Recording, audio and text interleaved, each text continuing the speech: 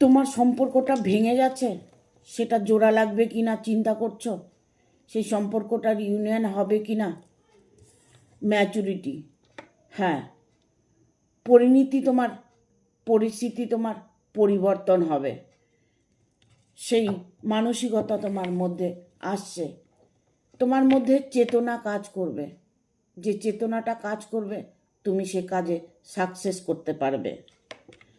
The outsider, হয়তো কোনো বাইরের লোক তোমার জীবনে প্রবেশ করেছে, তাকে তোমার অ্যাভয়েড করতে হবে।